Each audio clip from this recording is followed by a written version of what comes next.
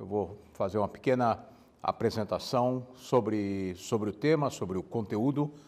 desse livro, que é quase que obrigatório nesses tempos que nós estamos vivendo,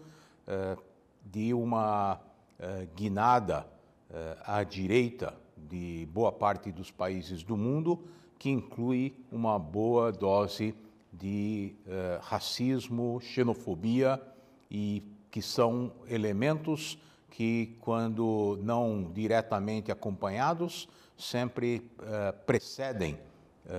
ondas de antissemitismo. O livro do Walter Laqueur, que é um pesquisador que trabalhou com esses temas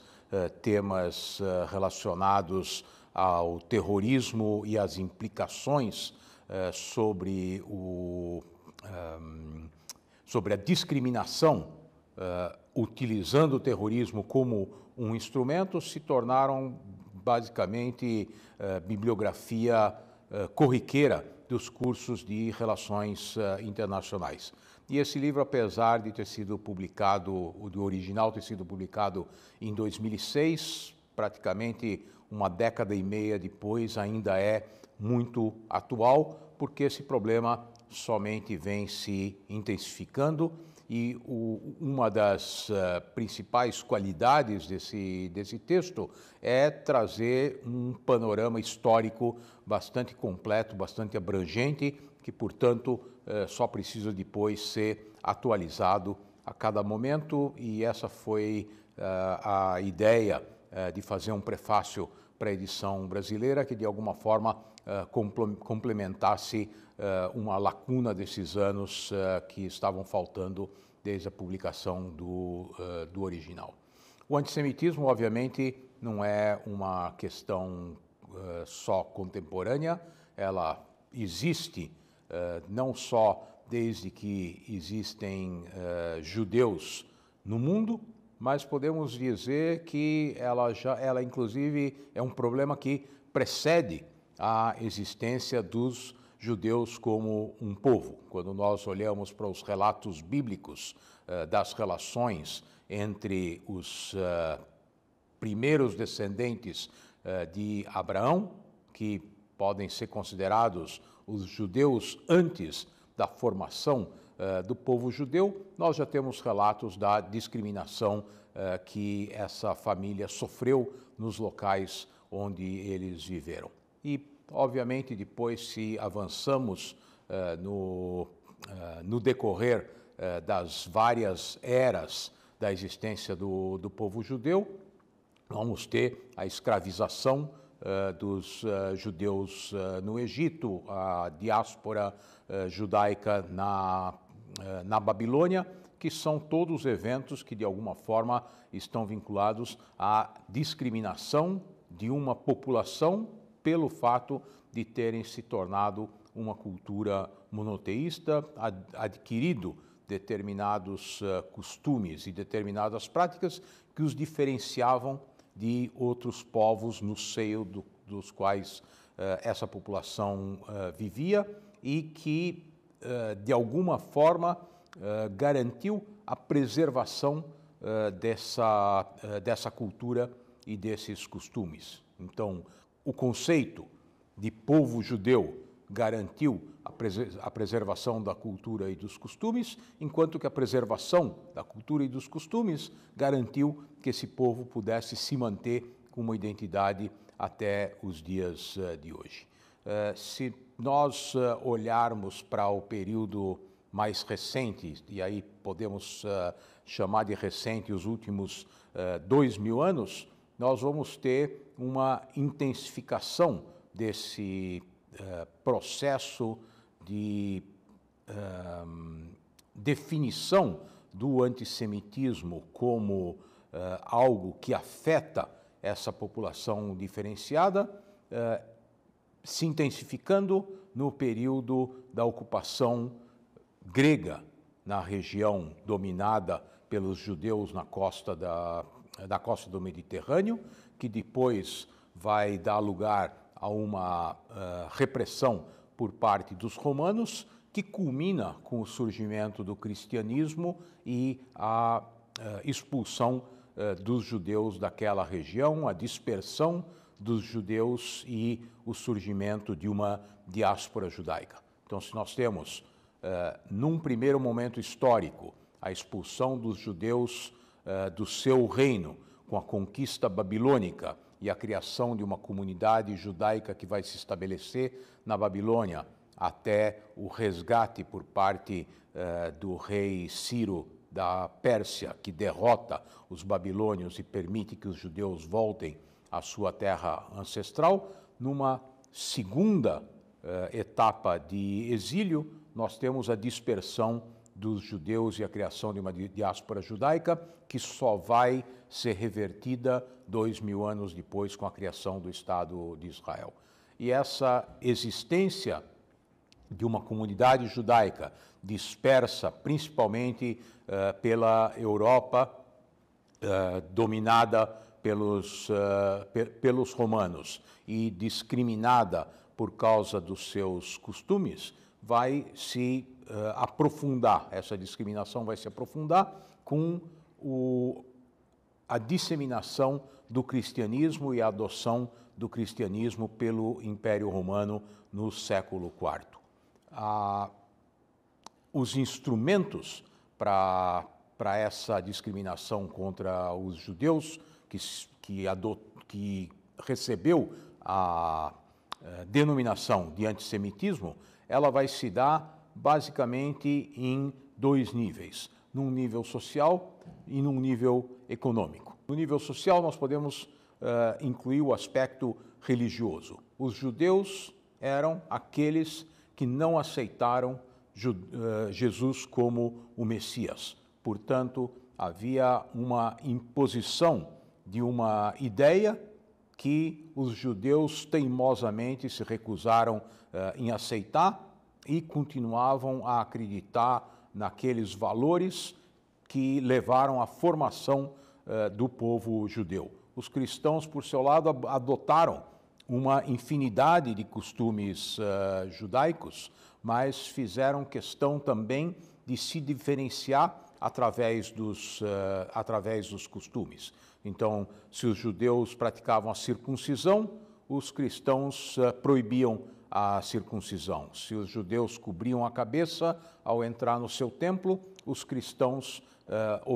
se obrigavam a descobrir a cabeça para entrar na igreja. E esses elementos foram criando essa diferenciação que permitia que os judeus, então, fossem discriminados nas principais sociedades que adotaram o cristianismo. E esse antissemitismo pode ser denominado de antissemitismo religioso, pelo fato de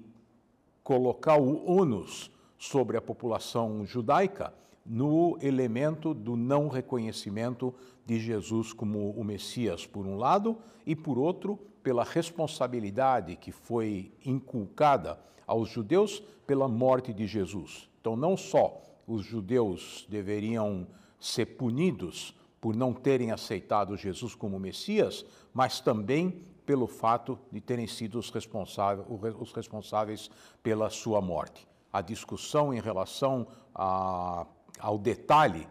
de se foram os romanos que crucificaram Jesus, porque não são eles os responsáveis pela sua morte, era abrandada pela ideia de que foram os sacerdotes judeus que convenceram os soldados romanos ou os líderes romanos a crucificarem Jesus. E, dessa forma, a separação e a discriminação se manteve ao longo de praticamente 2 milênios. Os judeus, principalmente na Europa, foram obrigados a se manter apartados da sociedade, com algumas exceções. Então, tinham suas próprias escolas, os seus próprios tribunais rabínicos, que poderiam ser vistos como vantagens na preservação da cultura judaica, mas, por outro lado, eram discriminados, proibidos de possuir terras, muitas vezes proibidos, inclusive, de cultivar terras, proibidos de participar das agremiações profissionais e, portanto, impedidos de participar da maior parte das atividades econômicas nas sociedades cristãs, e isso levou os judeus a adotarem principalmente o comércio como uma atividade econômica que deu lugar também ao desenvolvimento de uma atividade financeira. Obviamente, o comércio permite uma acumulação de capital, como os cristãos eram proibidos de emprestar recursos contra o pagamento de juros, por isso ser considerado usura, essa função foi delegada aos judeus. E, através desse processo, nós temos a utilização dessas atividades características da população judaica como mais um instrumento que permitia hostilizar essa população por parte da população cristã em geral e, muitas vezes, por parte das próprias autoridades. Então, reis, por exemplo, que obtinham empréstimos de judeus para suas campanhas militares, em várias ocasiões, proíbem a permanência dos judeus no seu território como um instrumento para evitar o pagamento de dívidas. E assim os judeus foram expulsos da Inglaterra, num determinado momento da história, foram expulsos de Portugal e da Espanha, na famosa expulsão ordenada pelos reis da Espanha e de Portugal, que gerou uma nova diáspora. Então, se nós tivemos durante praticamente 500 ou 600 anos uma consolidação de uma população judaica na Europa Ocidental, com esse processo de expulsões, nós tivemos uma transferência de uma parte dessa população judaica para o centro da Europa, na região onde se criou o reinado da Polônia e da Lituânia, e uma parte dessa população que se dirigiu para a região da Península Arábica, onde o Império Otomano recebeu de braços abertos uma parte dessa população judaica expulsa da Península Ibérica. E aqui nós temos um novo fenômeno que vai ser a dicotomia entre a perseguição dos judeus pelos cristãos, principalmente na Europa, e a discriminação dos judeus pelos muçulmanos no Império Otomano, que tem que ser visto sob duas óticas completamente diferentes, porque no período contemporâneo nós vamos poder fazer um paralelo muito interessante sobre uma nova forma de antissemitismo que surge nos países de população árabe e muçulmana. Mas, num primeiro momento, há uma tolerância muito maior nos países árabes e muçulmanos para com a população judaica, basicamente pelo fato de os judeus serem considerados um dos povos do livro, Moisés ser considerado um dos profetas que antecedeu a Maomé e, portanto, os judeus eram tolerados desde que pagassem um imposto especial e fossem mantidos em um nível inferior nessas sociedades. Nos países da Europa, essa relação era muito mais truculenta. Tanto as populações quanto as lideranças cristãs nesses países, especialmente nos países católicos, levavam muito a sério a ideia de que os judeus eram responsáveis pela morte de Jesus e, mais uma vez, utilizavam esse elemento como um instrumento de opressão, se aproveitando da fragilidade das populações judaicas. Durante o período da Peste Negra, os judeus que tinham costumes que preservavam a higiene de forma muito mais eficaz do que as populações cristãs, foram acusados de serem os responsáveis pela disseminação da peste, principalmente pelo fato de a população judaica ter sido menos atingida do que a população cristã. Os judeus eram obrigados a viver em guetos, tinham hábitos de higiene muito mais saudáveis, e essa combinação de uma preservação num ambiente relativamente fechado e de uma higiene mais apropriada gerou uma enorme diferença na proporção de mortos entre os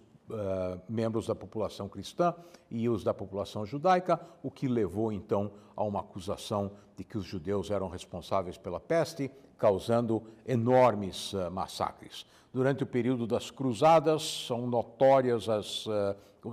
os relatos dos massacres que foram perpetrados contra as populações judaicas dos locais por onde os exércitos cruzados passaram, muitas vezes simplesmente por uma questão folclórica. Estavam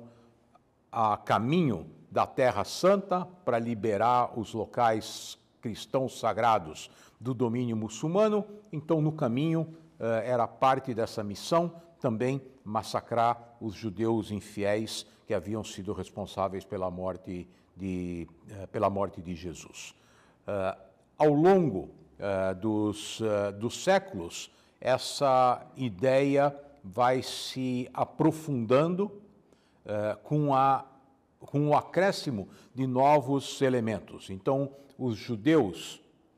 responsáveis pela morte de Jesus agora também são os financistas internacionais que, de alguma forma, tentam controlar o mundo. Isso levou na Rússia do século XVIII para o século XIX ao surgimento do que ficou conhecido como os Protocolos dos Sábios de Sion, uma conspiração judaica das principais famílias judaicas existentes na Europa para controlar os elementos que permitiam dominar o mundo, comunicações, finanças, comércio, etc. Então, aquela desvantagem que os judeus tinham durante praticamente toda a sua história na diáspora, pelo fato de não poderem se tornar profissionais liberais, não poderem se tornar artesãos, não poderem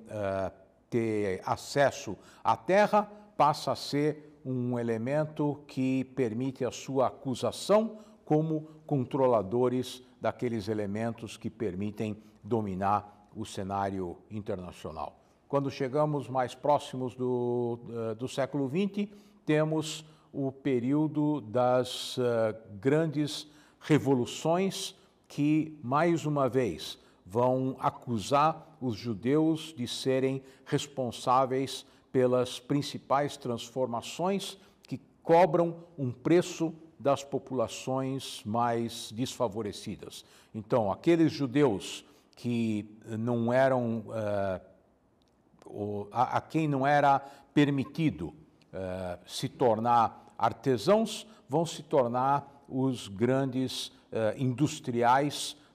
da primeira etapa da Revolução Industrial. Eles têm o capital e eles são incapazes de atuar como elementos individuais numa indústria artesanal e, portanto, estão colocados de forma privilegiada naquele local que lhes permite ascender quando a Revolução Industrial exige o aporte de enormes capitais que, num primeiro momento, estão disponíveis para elementos da comunidade judaica. E aqui temos que fazer uma grande diferenciação entre o que é a comunidade judaica estabelecida na Europa Central e na Europa Ocidental e a comunidade judaica que vive na Europa Oriental, nas áreas principalmente do Império Russo, que vão continuar sendo populações paupérrimas que somente vão pagar o preço dessa nova onda de antissemitismo que caracteriza os judeus, num primeiro momento como capitalistas e depois, quando surgem as revoluções na Europa Central e na Europa Ocidental, como líderes de novos movimentos. E aqui surgem intelectuais como Marx, ou ativistas políticos como Rosa Luxemburgo, Trotsky no Império Russo, uma boa parte da liderança bolchevique na Rússia, que vão gerar quase que uma esquizofrenia nesse conceito de antissemitismo, porque a partir de um determinado momento os judeus são, por um lado, acusados de serem grandes capitalistas, por outro lado, acusados de serem a liderança comunista que ameaça os países capitalistas do Ocidente. Durante um longo período, nós tivemos também a disseminação desse antissemitismo aqui nas Américas, um processo de exportação dessa perseguição ao judaísmo na forma de discriminação do cristão novo que havia adotado o cristianismo para escapar da perseguição, ou seja, aquele judeu que não havia fugido para não ser obrigado a se converteu e depois passa a ser perseguido como um cristão novo que, no seu íntimo, continua sendo judeu. E, de novo, há uma série de aspectos socioeconômicos que estão por trás dessa perseguição. Há qualquer inimizade em relação a um determinado elemento nessas sociedades permitia que o cristão novo e toda a sua família fossem acusados de serem o que se chamava de judaizantes, ou seja, continuar praticando o judaísmo em segredo, e efetivamente isso acontecia em muitos casos. Nós temos uma série de instrumentos que foram encontrados em casas de famílias de cristãos novos em todo o contexto das Américas, que demonstrava que uma parcela desses cristãos novos efetivamente continuava praticando o judaísmo, e o melhor exemplo disso nós vimos quando, por exemplo, os holandeses conquistaram uma parte do Nordeste do Brasil, e uma parcela dessa população portuguesa que tinha emigrado depois da descoberta simplesmente voltou a praticar o judaísmo até serem expulsos mais tarde pelos portugueses. Uma parte deles voltou ou migrou então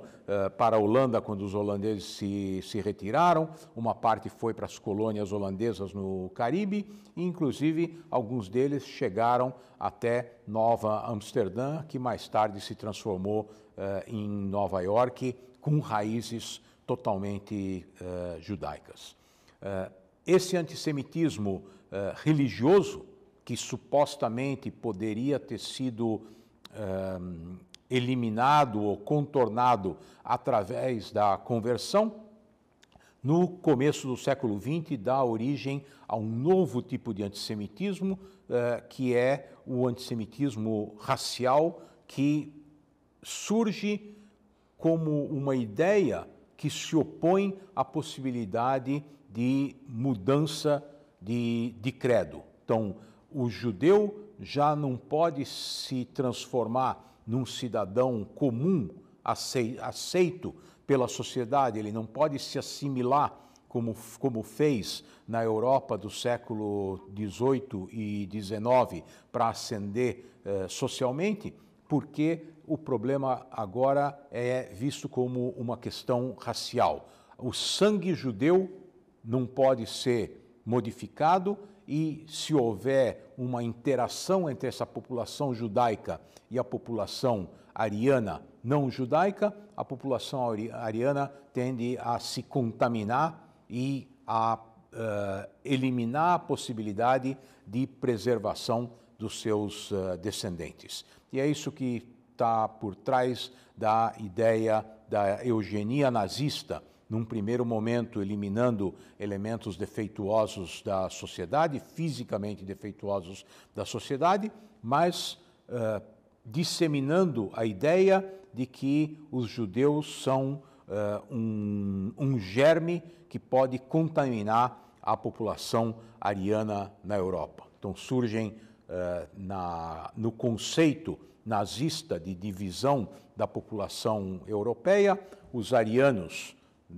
basicamente correspondentes à população da Europa Ocidental, os eslavos, que devem ser escravizados na Europa Oriental, no espaço vital que a Alemanha nazista conquistaria para garantir o fornecimento de alimento para o povo ariano na Europa, e os judeus que deveriam ser exterminados. E essa ideia, então, substitui aquele antissemitismo que agora pode ser visto como um antissemitismo relativamente tolerante, que pune os judeus, eventualmente massacra alguns